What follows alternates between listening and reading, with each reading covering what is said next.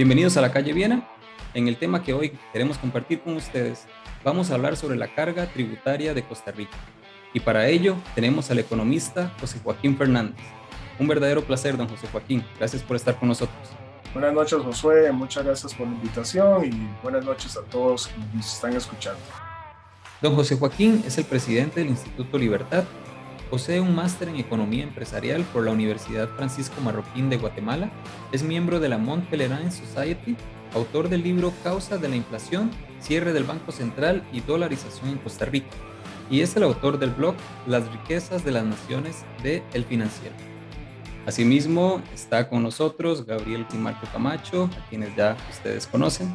Y comenzamos. Don José Joaquín, según Hacienda, se han reportado en el 2017 105 impuestos en Costa Rica, pero podríamos llegar a 200 tipos de aranceles, juntando lo que las 82 municipalidades también perciben.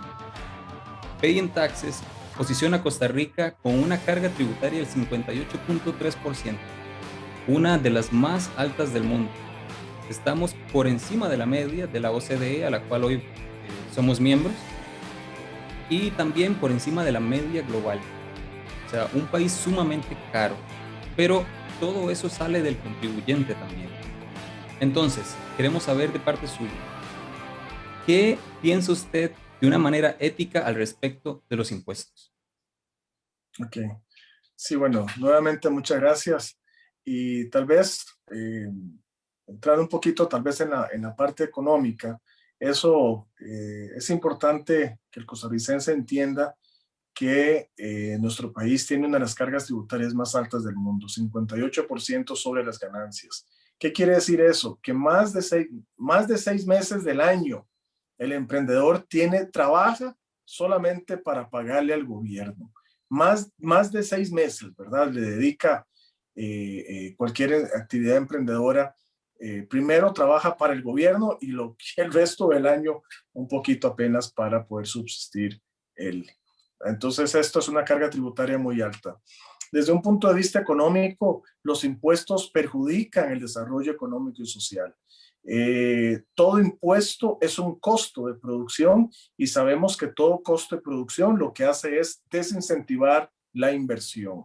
Y no solamente desincentiva la inversión, sino que perdemos competitividad. Si Costa Rica es más, si producir en Costa Rica es más costoso que en el resto del mundo, pues entonces obviamente eso nos hace menos competitivos y también desincentiva la inversión extranjera y en última instancia como,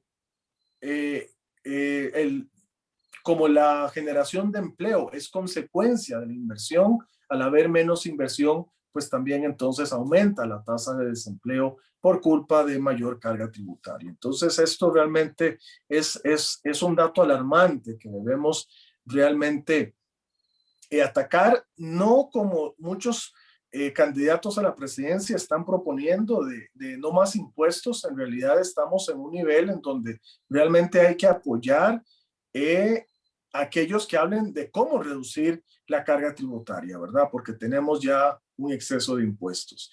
Por el lado de la parte ética, quiero remitirme a lo que dice la Declaración Universal de los Derechos Humanos en su primer artículo, que dice que todos los seres humanos nacemos libres, ¿verdad? Esto es muy importante porque lo que está haciendo esta Declaración Universal de Derechos Humanos es designar la libertad del ser humano como su naturaleza misma. Es decir, somos libres. ¿Qué quiere decir? Que no somos esclavos.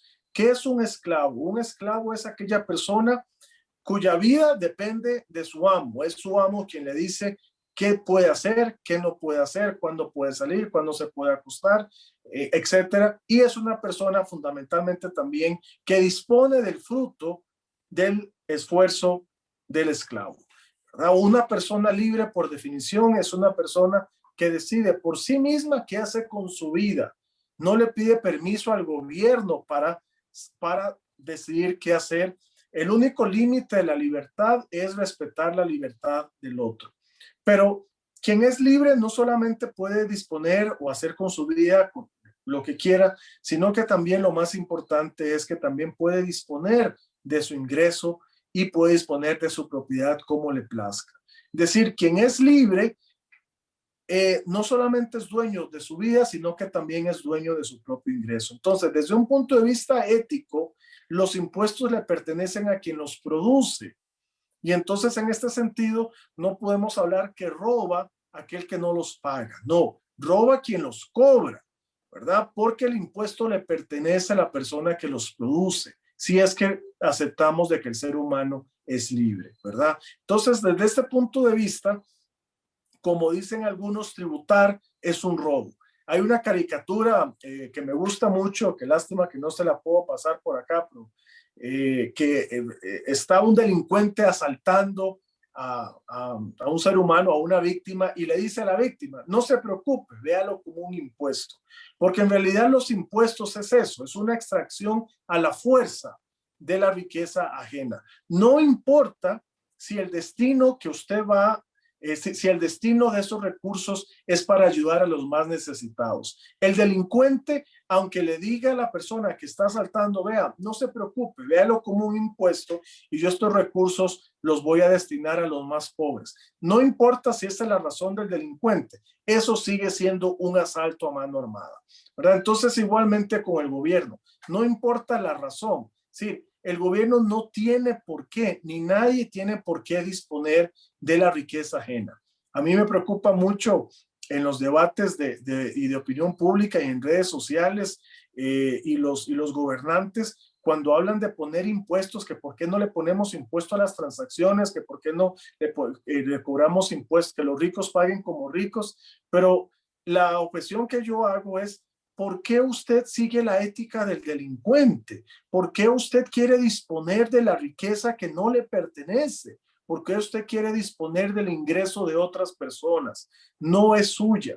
Entonces, esto es sumamente importante que se tome en cuenta. Los impuestos pertenecen a quien los produce y por eso es que el gobierno debe poner la mínima cantidad de impuestos. Si uno fuera consecuente, los impuestos deberían ser nulos.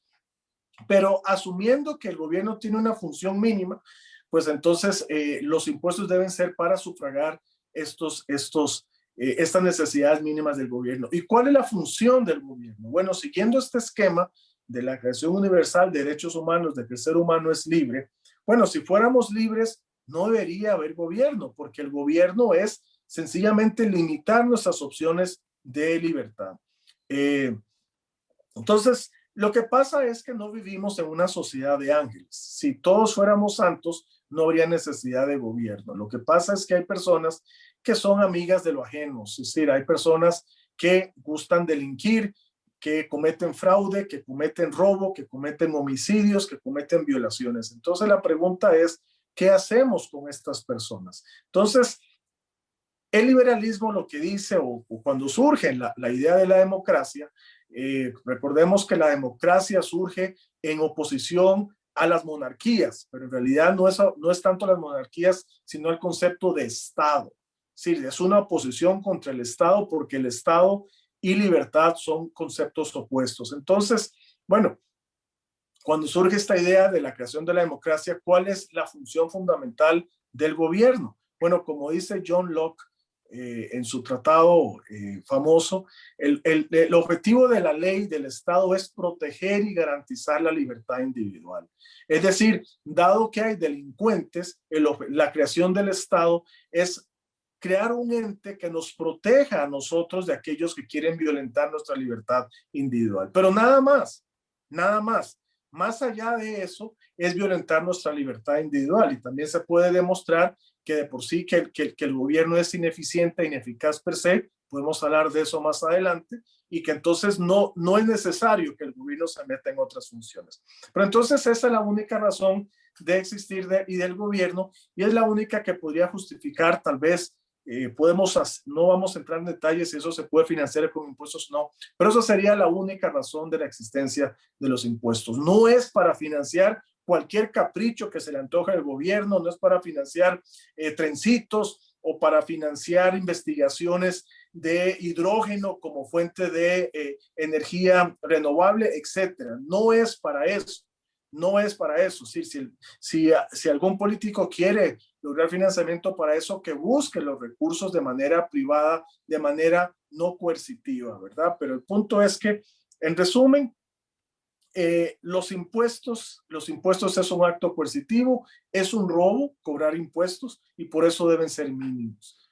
Bueno, no, me gustó mucho la respuesta de don José Joaquín a esa primera pregunta, pero ahora yo voy a lanzar la segunda pregunta y voy a intentar hacerla de abogado del diablo, como dicen.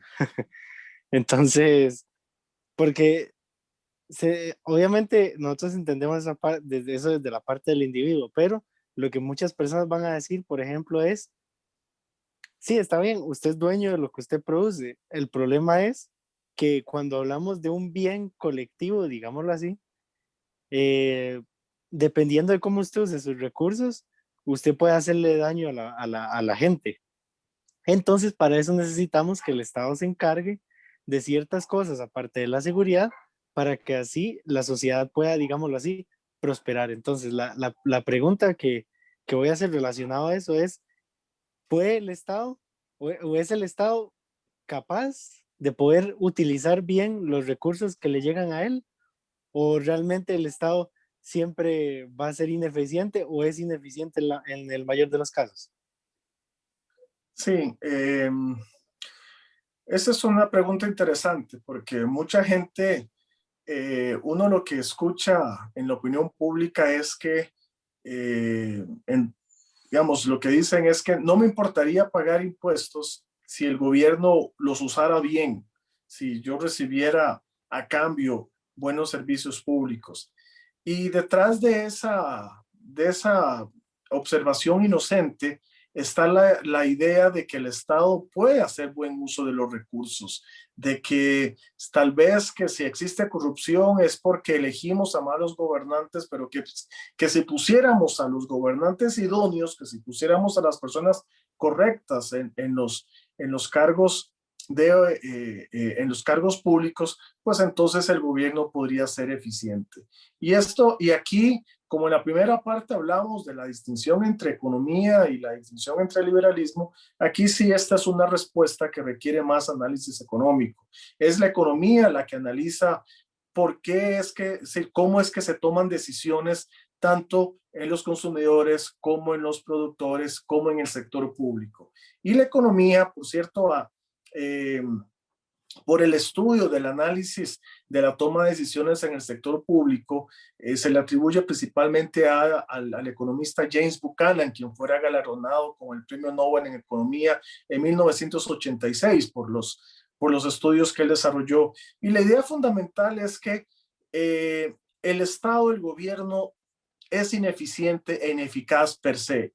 No importa lo que haga, no importa si se dedica a labor social, no importa si se dedica a ser emprendedor, a manejar empresas públicas, no importa si se dedica a lo que sea, es ineficiente per se. Y hay varias razones.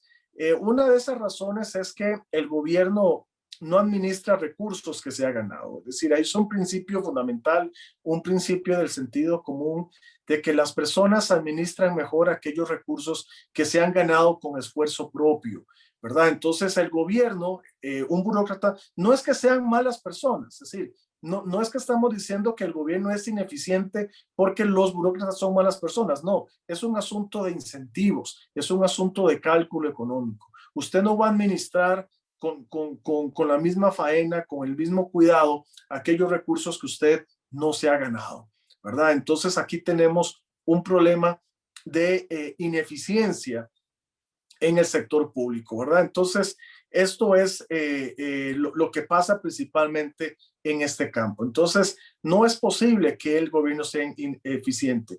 Por otro lado está la teoría, pero por un lado está la teoría y por otro lado está la evidencia empírica que corrobora todo esto que acabo de decir. Por ejemplo, está la historia con la caída del muro de Berlín. Rápidamente, después de la Segunda Guerra Mundial, el mundo se divide en dos bloques, prácticamente el mundo capitalista y el mundo socialista, liderado por la Unión Soviética y su bloque de países. Y a finales de los 80s, principios de los 90s, cae bueno, y como símbolo de esta división se crea el muro de Berlín, ¿verdad? Que dividía a las dos Alemanias, Alemania del Este y Alemania Occidental, Alemania del Este con su régimen socialista, y todos los países del bloque soviético, inclusive la Unión Soviética, caen, y caen por ineficiencia en el manejo de la función pública.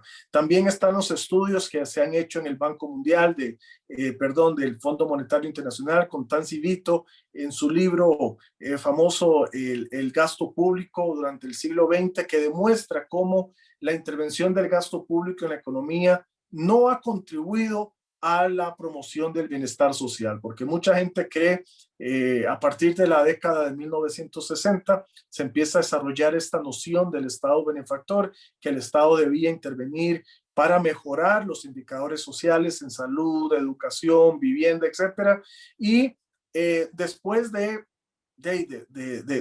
40 años de experiencia, se empieza a analizar la evidencia empírica y se demuestra que aquellos países que incrementaron el gasto público para promover el Estado benefactor no lograron mejorar los indicadores sociales. Sin embargo, sí hubo un incremento en el gasto público, y este incremento en el gasto público se tradujo en una desaceleración del crecimiento en una desaceleración del crecimiento de las economías, lo cual se tradujo a su vez en un incremento en la tasa de desempleo. Las tasas de desempleo típicas, normales, previas al desarrollo del Estado benefactor, eran del 2%, y en estos momentos lo normal es 10% o más en los países de la OCDE, ¿verdad? Y esto es consecuencia, una de las consecuencias es debido al crecimiento del gasto público. Y recordemos que la mejor política social es darle empleo a las personas, ¿verdad? Eso es lo mejor si realmente estamos pensando en cómo beneficiar a los sectores pobres, a cómo queremos beneficiar a los sectores sociales. Lo mejor es darles un empleo, y un empleo que su salario sea creciente. Y esta es otra de las consecuencias del incremento del gasto público, y es que los salarios ahora crecen a menor ritmo de lo que crecían antes, ¿verdad? Entonces, tenemos esta evidencia empírica, inclusive se resume en lo que se conoce como la curva de Rand, que demuestra que hay una correlación inversa entre crecimiento económico y gasto público como porcentaje del PIB. Entre más crezca el gasto público, menos es la tasa de crecimiento y mayor es la tasa de desempleo de las economías. Entonces, por un lado, en resumen, la teoría nos dice de que el sector público no puede ser eficiente jamás porque no posee los incentivos para hacerlo, y tenemos la evidencia empírica que nos corrobora estos principios. Entonces es un absurdo seguir insistiendo en mayor gasto público, mayor intervención, mayores impuestos. Don José Joaquín, y basado en esto que mencionaba usted ahorita, ¿qué le podríamos decir entonces al costarricense que piensa, por ejemplo, y me imagino que es un argumento que usted ha escuchado, que el problema real es la evasión fiscal y no en sí el cobro excesivo de los impuestos, ¿verdad? Porque muchos se ha hablado de que el problema no es tanto que haya tanto impuesto, sino que hay muchos grupos que no pagan, ¿verdad? Se habla de que los ricos no pagan su justa parte. ¿Qué le diría entonces usted a la persona que piensa que el problema más bien es la evasión de ciertos grupos y no el cobro excesivo de esos impuestos?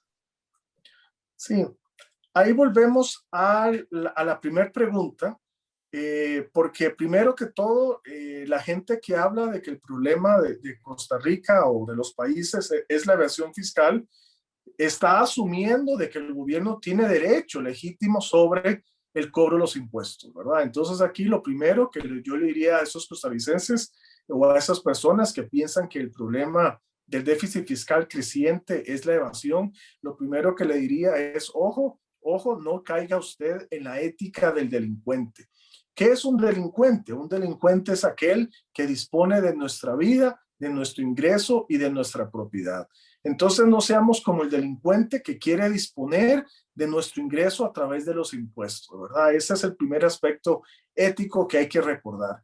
El segundo aspecto es lo que mencionamos en esta segunda pregunta, de recordarle que no es con incremento del gasto público. Es decir, cuando estamos hablando de mejorar o de reducir la evasión fiscal, eso desde un punto de vista práctico equivale a un incremento en los impuestos. Y como dije en el apartado anterior, es decir, el gobierno es ineficiente per se. Volviendo a citar o citando a James Buchanan, todo traslado, es decir, disminuir la evasión fiscal es trasladar más recursos del sector privado al sector público. Y dado que el sector privado es más eficiente que el sector público, al hacer ese traslado lo que estamos haciendo es perjudicando el crecimiento económico y aumentando las tasas de desempleo que puede haber en el país. La solución no es incrementar el gasto público, la solución más bien, o no es darle más recursos frescos al gobierno, la solución más bien es reducir el gasto público, cerrar entidades públicas que no cumplen ninguna función social, económica alguna, y esa es la solución. No es recaudar mejores impuestos, sino reducir el gasto público para inclusive luego proceder a la reducción de la carga tributaria. Y yendo en ese mismo camino del que estás hablando, ¿podrías continuar explicándonos parte de esas propuestas que usted hace para esto mismo, ¿verdad? Salir de esta crisis fiscal enorme que tenemos? ¿Cómo podemos más bien hacer que Costa Rica sea una verdadera Suiza centroamericana? Sí, ahí déjeme revisar un poquito las cifras, cómo es que andamos con cifras. Sí, vea, lo primero es, bueno, el año pasado el gasto público, el déficit fiscal, superó el 8% del PIB. Entonces, eso es un dato que tenemos que corregir, que enfrentar. Entonces, como les decía, lo primero es que atacar el gasto público que realmente no tiene razón de ser. Pero antes de eso, debemos de reconocer, y esto yo creo que en redes sociales, creo que la población costarricense está consciente de esto, de que gran parte del gasto público se va en privilegios. Se va en lo que la gente llama pensiones de lujo, lo que la gente llama pluses salariales, lo que llama privilegios, y eso es lo primero que debemos atacar. Por ejemplo, en Costa Rica, a mí no me gusta hablar de pensiones de lujo, a mí me gusta más hablar de pensiones que no se han ganado. Yo creo que si alguien ha trabajado y ha cotizado suficiente para tener una pensión alta, pues eso no es una pensión de lujo si es que se la ha ganado, ¿verdad? Entonces, inclusive puede ser alguien que haya trabajado poco, que haya cotizado poco y que tenga una pensión relativamente baja, pero que incluso esa pensión sea más alta de lo que se merece, de lo que haya cotizado. Entonces, para mí está mal, para mí es como, me recuerda a las ideas marxistas de la lucha de clases, hablar en términos de pensión de lujo. Sentía como el odio, esos que tienen. Yo prefiero hablar más bien de pensiones que no se han ganado. ¿Y cuáles son aquellas pensiones que no se han ganado? Bueno, es muy fácil saber. Si el gobierno requiere de recurrir a los impuestos, a la recaudación de impuestos para pagar pensiones, pues obviamente estas pensiones no son ganadas. Y en Costa Rica, las pensiones con cargo al presupuesto son prácticamente todas. Tenemos un sistema de pensiones muy mal administrado y lo que el gobierno destina para pagar pensiones en Costa Rica representa 3.7% del PIB para el año 2021. 3.7% del PIB. Prácticamente la mitad del déficit fiscal. Entonces, y todos estamos conscientes que esto es algo que hay que enfrentar. Entonces, la primera solución para mí, o lo que primero debemos enfocarnos, es a resolver el problema de los regímenes de pensiones con cargo al presupuesto.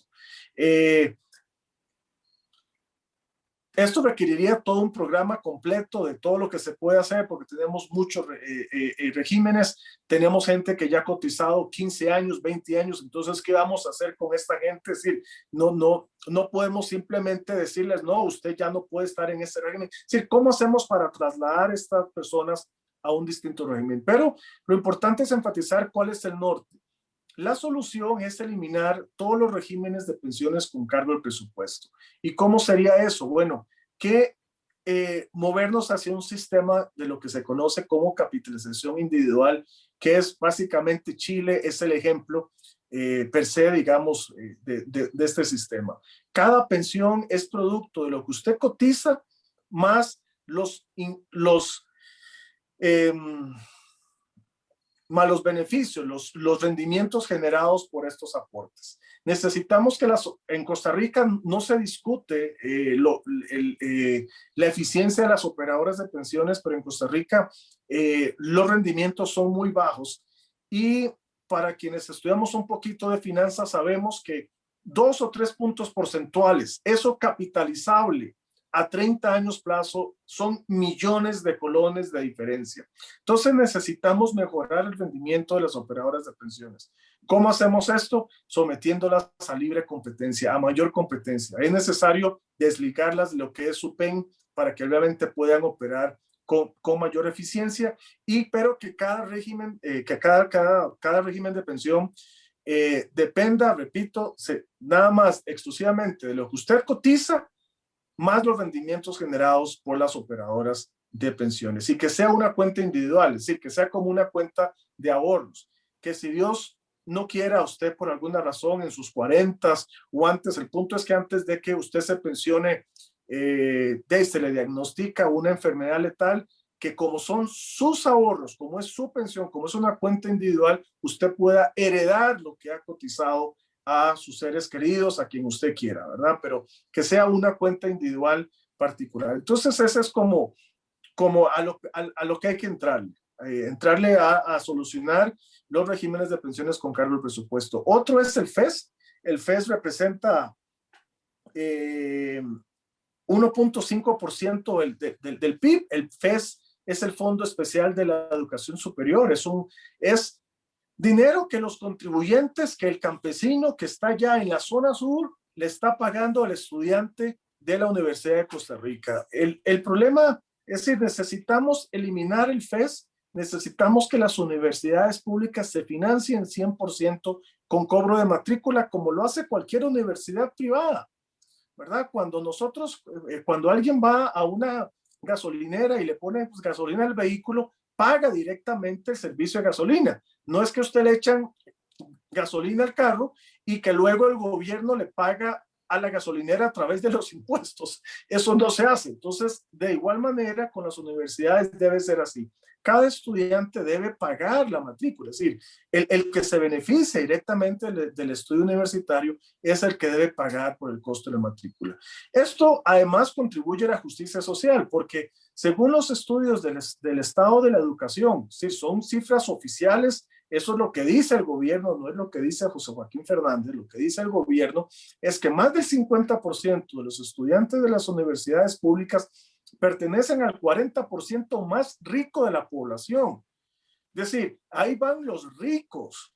Las universidades están llenas de estudiantes ricos y es una injusticia que los pobres estén financiando. Es decir, las universidades públicas, viendo las cifras así como están, contribuyen o son un instrumento de deterioro de la distribución en Costa Rica, ¿verdad? Deterioran la distribución y eso debe pararse. Es decir, cualquier socialista que hable en favor de la justicia social, pues también entonces debe de estar a favor de la eliminación del FES. Ahí vamos 1.5%, más el 3 y resto por ciento, ya vamos más del 4%. Otro de los elementos que podemos considerar es eliminar el salario escolar, representa como 0.5% del PIB. En esta pandemia el sector público no ha sufrido ningún costo, es decir, ellos han seguido teniendo su salario completo. Es toda la carga, todo el peso, todo el costo de la pandemia ha recaído sobre el sector productivo. Entonces yo no veo por qué no se puede compartir de manera insignificante el costo con el sector público, eliminando el salario escolar, que significaría 0.5% del PIB. Entonces, ahí ya llevamos prácticamente no sé cuánto, casi todo. Bueno, esas serían como las soluciones fundamentales. También debemos tomar en cuenta algo que se menciona de vez en cuando de manera esporádica, pero no se insiste, es en la venta de activos del Estado. Como vimos en una pregunta anterior, el gobierno es ineficaz e ineficiente per se. Hay estudios del Banco Mundial que en la década de los 80 Por cierto, que prácticamente todo en el primer mundo, en los países de la OCDE, prácticamente todos esos países privatizaron todas sus empresas públicas porque se dieron cuenta que en realidad el Estado no es eficiente.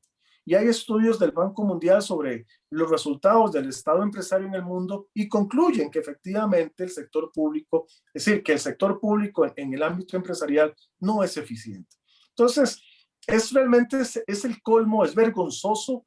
Da pena ajena que en Costa Rica aún tengamos empresas públicas y lo peor es que haya gente defendiéndolas. Debemos realmente vender todas las empresas públicas, eso sí, someterlas a la libre competencia. No es vender algunas, como propuso tal vez Rodrigo Chávez, vender Fanal, vender Vixa, no, que hay que venderlas todas porque no tienen ninguna razón de ser desde el punto de vista económico. Como ya expuse anteriormente, las empresas públicas son ineficientes y eso más bien lo que se traduce es en costos más altos, servicios más caros para el costarricense. Entonces, la propuesta que yo hago es una, bueno, que no es mía, sino que cuando cayó el muro de Berlín y se tuvieron que privatizar muchas de las empresas allá en los países de la antigua, del bloque de la antigua URSS, es decir, una de las opciones es que usted somete al mejor postor, somete a licitación el 51% de las acciones de las empresas del sector público y el 49% restantes usted las distribuye de manera gratuita entre la población costarricense mayor de edad. Esto tiene varias ventajas. Primero, le da capital fresco al gobierno, si no tiene que incrementar impuestos. Por otro lado, si se acompaña la venta del rompimiento de los monopolios, esto va a generar crecimiento económico, va a generar inversión en todos los sectores y además le va a dar un capital a cada costarricense, ¿verdad? No es como en este momento con el bono proteger, que esto es un subsidio, tiene un costo con impuestos. Aquí no, aquí le estamos dando capital a las personas. Estamos haciendo realidad lo que los socialistas dicen de que las empresas del sector público son de todos los costarricenses. Bueno, hagamos realidad eso. ¿Cómo lo hacemos? Dándole acciones. Entonces, le podemos dar 20 acciones por cada empresa a cada costarricense. Entonces, si algún padre de familia o alguna persona ocupara pagar los estudios de sus hijos o algo así, podría vender parte de esas acciones, o quien quisiera conservarlas para eventualmente ganar dividendos o eventualmente para tener una ganancia de capital cuando el precio de la acción suba, que eso sea decisión de la persona. Pero es mucho mejor darle a las personas acciones antes que darles un bono financiado con impuestos. Entonces, bueno, estas son algunas de las propuestas. Obviamente también debe ir acompañado del rompimiento de los monopolios públicos, ¿verdad? Para generar también crecimiento económico y generación de empleo. De ahí, básicamente, ese es el grueso de las propuestas. Más bien, yo creo que aquí se hizo muy larga la respuesta, pero ahí ustedes sabrán. Don José Joaquín, esa utopía de alguna manera de pensar que las empresas públicas son de todos y como si de alguna manera nos beneficiáramos de ellas, ¿verdad? Don José Joaquín, me llama la atención porque las soluciones que usted comenta, lo que tienen en común es que son estos elementos que tienen ese cargo al presupuesto.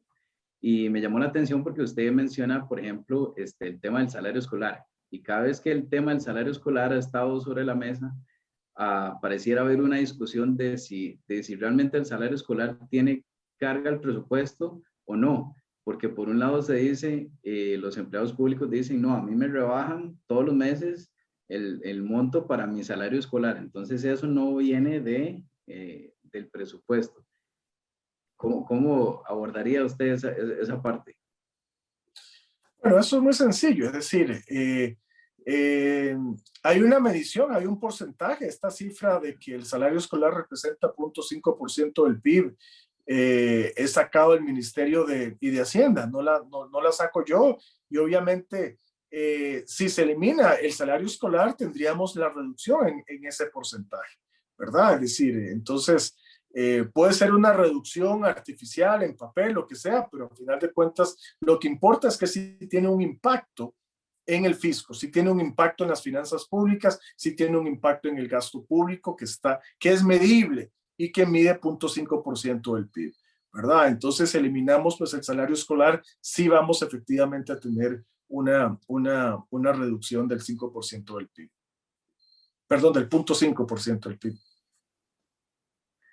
Ok, sí, sí, no, eso es importante aclararlo porque hay mucha gente que parece no tenerlo en cuenta o sea, y se les dice, pero como que tal vez se intentan hacer oídos sordos. Pero bueno, para seguir con las preguntas, eh, y siguiendo con esto mismo, cuando hablamos del presupuesto, una de las cosas que por lo menos hasta a mí me han mencionado, que por cierto una vez me lo mencionó hasta un sastre, me lo había mencionado, estamos hablando sobre los artesanos y él me mencionó el hecho de que él dijo, es que ya ahora somos muy pocos y yo siento que ya el Estado no nos ayuda. Entonces yo me puse a pensar un poco en eso. Entonces la pregunta que le hago es, si el Estado tiene, ¿verdad? Este X presupuesto y puede destinar parte de ese presupuesto para ayudar a los pobres, yo le pregunto a usted, ¿es la forma correcta para poder eliminar la pobreza, utilizar el dinero de los impuestos y que se le quita a los costarricenses, o es otra forma la que podemos utilizar para eliminar la pobreza? Sí, eso ahí podemos responder eso mejor viendo el caso de Singapur, Hong Kong y Costa Rica. Singapur, Hong Kong y Costa Rica tenían un nivel de ingreso muy semejante después de la Segunda Guerra Mundial. Costa Rica optó por la socialdemocracia, Costa Rica optó por la banca estatal, optó por el monopolio en las telecomunicaciones, optó por el monopolio en la electricidad, optó por las garantías, lo que ellos llamaron garantías sociales, etcétera. Optaron por el modelo de sustitución de importaciones de la CEPAL, apostaron por un Estado benefactor, apostaron por el Estado empresario en la década de los 70 con CODESA, apostaron por la nacionalización de los hospitales privados, es decir, en los 70 antes, cuando se creó la Caja Costarricense de Seguro Social en los 40, la Caja, oigan, esto es muy importante, no administraba ni un solo hospital. Eso fue a partir de los 70 que se pasó una ley que todos los hospitales debían pasar a ser administrados por la Caja. Pero bueno, Costa Rica optó por estas medidas socialistas de corte socialdemócrata, que a final de cuentas socialdemocracia es un eufemismo para lo que en realidad es socialismo. Es decir, socialismo es intervención del gobierno en la economía. Por otro lado, bueno, y hoy, ¿verdad? 70 años después, Costa Rica sigue siendo un país tercermundista con un nivel de ingreso propio de un país tercermundista. Por otro lado, como les decía, Hong Kong y Singapur tenían un nivel de ingreso muy semejante al de Costa Rica después de la Segunda Guerra Mundial, pero esas zonas, esos países optaron por la libertad económica, optaron por cero aranceles. Si ustedes entran ahí al Banco Mundial, se darán cuenta que el arancel promedio de Singapur y de Hong Kong es cero. Es decir, no apostaron al modelo de sustitución de importaciones de la CEPAL. Ellos no se creyeron el cuento de que pobrecitos, somos países pobres, que no podemos competir de tú a tú con el primer mundo de los países industrializados. No, apostaron por libre comercio, no apostaron por empresas públicas. En Hong Kong no hay impuestos, no apostaron por garantías sociales, no hay salarios mínimos, no hay patentes, no hay permisos. Yo anduve en Hong Kong a principios de hace como 15 años. Es impresionante que le den una factura y que no hay impuesto de ventas ni siquiera en las compras. Usted puede montar una empresa en el garaje de su casa porque no hay patentes, no hay permisos, no hay nada. Y hoy en día Hong Kong y Singapur tienen niveles de ingreso, óiganlo bien, superiores al de Reino Unido. Es decir, son países con niveles de ingreso de primer mundo. Son economías desarrolladas, ¿verdad? Y eso lo hicieron con libertad económica. Es decir, los trabajadores en Hong Kong y en Singapur están mejor gracias a la libertad económica y no al Estado, ¿verdad? El Estado, como dije, es ineficiente per se, inclusive es ineficiente en todo. No solamente es ineficiente para administrar empresas, también es ineficiente para llevar alivio a los pobres. ¿verdad? Y esto lo vemos en el caso, inclusive de Costa Rica, a los estudios del señor Pablo Sauma, que es uno de los expertos en el tema de la pobreza en Costa Rica. Él tiene estudios de que con menos del 2% del PIB se puede aliviar toda la pobreza de Costa Rica. El gasto público de Costa Rica es del 30% del PIB. Es decir, podemos eliminar prácticamente el 90% de todo el gasto público de Costa Rica y aún nos queda suficiente para aliviar toda la pobreza del país. Pero el gobierno no lo hace, y no lo hace porque no quiere. Los gobernantes no son ángeles, no son personas, no son santos que buscan bien común, son personas comunes y corrientes que buscan su propio interés, como usted y como yo. Y el interés del gobernante es maximizar su propio ingreso, no es aliviar la pobreza del país, ¿verdad? Entonces, este es un mito que hay que romper, de que los gobiernos contribuyen a aliviar la pobreza. Tanto la teoría económica como la evidencia empírica nos dicen que la pobreza se resuelve con libertad económica. Suena paradójico, pero precisamente por eso es que la economía es una ciencia, ¿verdad? Cuando los filósofos griegos empiezan a desarrollar los principios filosóficos, es precisamente porque se dan cuenta que la verdad no va más allá de lo aparente. Y entonces, en este sentido, la economía nace precisamente porque descubre que es con libertad económica, es con la ausencia de gobierno como se resuelven los problemas económicos y sociales. Ok, don José Joaquín, tal vez continuando con el tema de lo que usted mencionaba ahorita, hablando, por ejemplo, de la venta de las empresas públicas, tal vez una parte que a veces es difícil visualizar es cómo se haría esa transición. Si habláramos de vender, por ejemplo, todas las empresas públicas, habláramos de vender el ICE, la FANAL, cerrar el CNP, vender las empresas que ofrecen todos los servicios públicos, ¿cómo se trabajaría esa transición de la mano de obra que está ahorita en el sector público para el sector privado? Porque mucho de lo que se dice en su momento es que si hiciéramos esa venta masiva de las instituciones, de estas instituciones del Estado, pues estaremos generando una cantidad de desempleo abismal, estaríamos empeorando más bien el asunto. Entonces, ¿cómo podríamos manejar esa transición de los empleados en el sector público al sector privado sin afectar la economía? Sí, ahí hay dos aspectos. Primero, que en el largo plazo siempre las privatizaciones y los rompimientos de monopolios siempre ha generado en el largo plazo mayor absorción de empleados en dichas industrias. Entonces, sí debemos tomar en cuenta que en el largo, digamos, lo que la historia y lo que la teoría nos dice es que en el largo plazo estas empresas que se estarían privatizando, en el largo plazo más bien habría mayor demanda de trabajadores en esos sectores, siempre y cuando estas industrias vayan acompañadas del rompimiento de los monopolios, ¿verdad? Porque al romper los monopolios, lo que se va a generar es que va a haber nuevas empresas invirtiendo en estas industrias. Entonces, ¿qué es lo que queremos? Y estas empresas lo que harían es precisamente absorber estos trabajadores. Así ha sido en todos los países, es decir, aquí podemos dar ejemplos, pero esto es lo que podemos tener certeza en el en el largo plazo. En el corto plazo sí se podría llegar a una negociación política, pero también habría que ver, es decir, porque todo depende si es que efectivamente cuántos desempleados pueden haber en el corto plazo. Puede ser que no haya, puede ser que las necesidades de inversión de la empresa sean suficientes para recolocar a estos empleados en las nuevas inversiones que quieran hacer. Pero eso es más que todo sería ya una discusión en el momento, ¿verdad? Pero lo importante es que en el largo plazo vamos a tener más bien mayor demanda de trabajadores en todas las industrias que se privaticen y que se rompan, y que donde se rompan el monopolio o que se desregule la economía. Por ejemplo, en el caso de la banca.